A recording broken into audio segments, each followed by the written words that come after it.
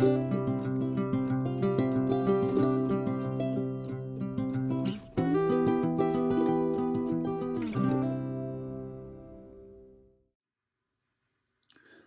back to Moose Track Studio.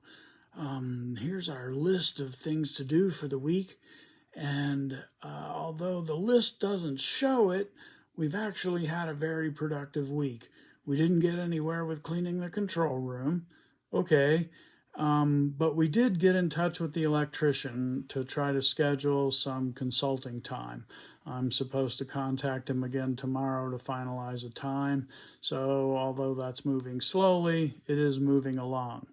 The next thing we had to do was run Pro Tools videos. We haven't gotten anywhere with that either. We've spent most of the week trying to download some of the plugins and have run into some software glitches, but we're still working on that, and we expect to get that done next week. But what we have done is examine the construction sequence with our friend Chad Little, and so let's take a look at that.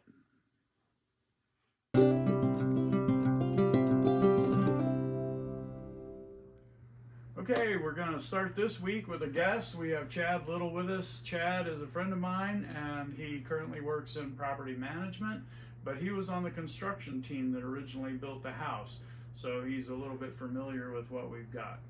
So here's the situation, Chad. We're trying to figure out, where do we start? We have to worry about sound transmission between here and the studio, which is right next door, and here in the garage. You can see through the back of that one, so obviously it's no sound barrier whatsoever. And the biggest problem is sound transmission through the ceiling.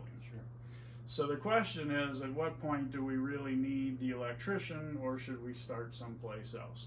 So the problem that we talked about earlier is there's an electrical box on the other side of that room right there, which is really hard to get to. We want to put a second electrical box here that will just power the studio, so we can turn off the rest of the building and leave just the studio powered.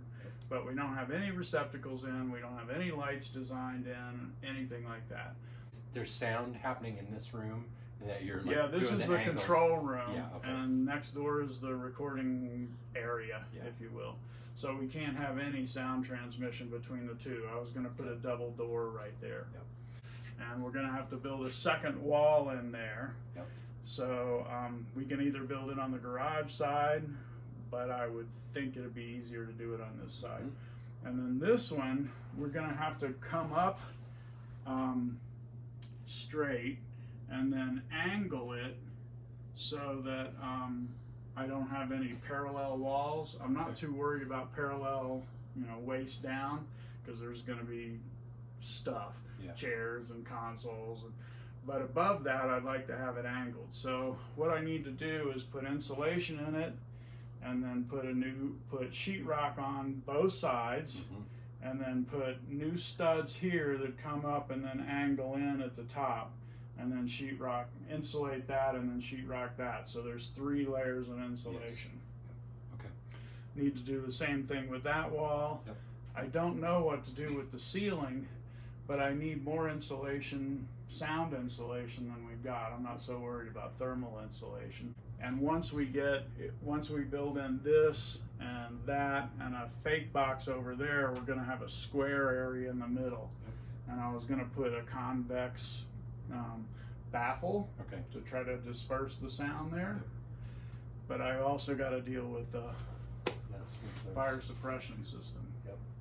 So the real question is, where do we start? That wall doesn't need to be doubled, and if I tried to double this, the windows that's kind of silly. And we got good 200 yards before we have to worry about any traffic or anything like that. So I'm not too worried about that wall and that wall, but these two, I got to build a secondary wall. So what do you think? Framing is definitely, when you just think of when you're building a house, you could build your walls first, right? And then once your framing is done, then your plumber and electrician and everything can do rough in, so to speak, right? So you're on the right track of you would need to get all your framing so that you know what challenges you have to get wires or anything from point A to point B. Should I do the framing before I worry about the fire suppression? Yes. Again, if you put the cart before the horse there, you wouldn't know how far you needed to lower that. So if your framing is in place, then the guy can come in and know exactly where he needs to lower. Okay, I've also got to build a box around that so that they can access all the radiant heat. Sheetrocking this would probably be the next step. Yeah. And I can do that while I'm waiting to Yeah, get... but you'd want to hold off. So if he's got to get wires from here to there through, and this probably is your shortest route, right? Because copper's expensive. Yeah. So you don't want to necessarily sheetrock all the way to here. You want to at least, you could sheetrock to here because then he can drill and suddenly then he's through. Well, he's where he also can got access another it. set of studs on this side that he can go through, so... It's true. I don't Okay, so he's getting his wires through here and then poke them through. That's what I'm thinking. Okay. The other option too, I mean, there's different kinds of channels that are sound isolating that could be done to save yourself the extra wall. So that could be the solution here, where you could leave it open, they could do their work, and then your double rock and hat channel is the name of that soundproofing channel. So that could provide the soundproofing you want without the complication of two walls. Okay. Two walls is a little more straightforward because then you get your double rock on two different walls, but you can hang a layer of sheetrock and then put another layer over that, and that accomplishes the same purpose. There's a sound rock that has an extra layer of paper in the middle too, so I'd recommend okay. for that. There's specific rock for soundproofing Wow, okay. That would be really helpful to know too. Yeah.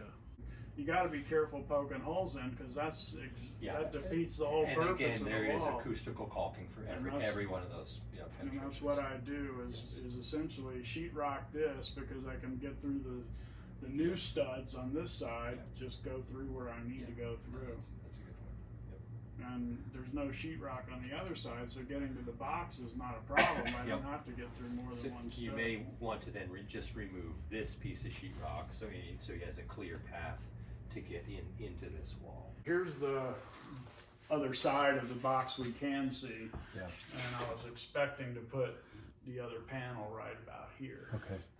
Over there is the existing panel. Yeah. Yeah, so there's going to be some sheetrock removal, I think, certainly on this wall, because you don't have access on the other side. With any kind of project like this, it's a lot more work up front, but it's so important to make a sketch, have your end goal in mind, so you kind of know roughly what your equipment is, and then work your way backwards. Because Essentially on my sketch, I'm trying to do like a floor plan sketch, right? Yeah. Not a 3D sketch. Correct. You can do it either way, but yeah, absolutely. You can sketch this out on a napkin, but you're trying to capture the details, so Right. you know what console is going to sit here, what are my power needs, and then you work your way backwards with all your subcontractors, and they can see, okay, well, yeah, you need 20 amps here, a 30 amp, you need whatever, this amount of breakers in your box. Unfortunately, it's easier just to start building and have somebody come and look at it, but that ends up in tearing stuff out and redoing. Right, and I don't really want to do that. Paper and pencil is cheaper. Right. Yes. Right. Okay. Well, that gives me a place to start. Yeah, that's a good enough. Well, I certainly appreciate your advice this week. Yeah. And we'll get started on it. I'm going to be coming back. I hope you'll come over Okay, yeah. again as the project progresses. And Yeah, that'll be good to see. let me know. Yeah. Cool. Cool. Thanks, Mark. Thank Yeah, you. That's good.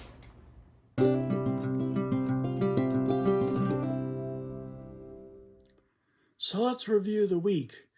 We didn't add any software other than additional plugins by Pro Tools. So although we've added some software, nothing would change on this list. Expenses, we haven't added any expenses. And equipment, we haven't added any equipment this week, but we definitely need to add some next week. We need to look at a couple of microphones and microphone stands, and we also need to identify potential studio monitors so that we know if we have any construction requirements for building those in. So here's our list for next week. And we hope you'll join us again after Thanksgiving for Moose Tracks Studio, and hope you have a happy Thanksgiving.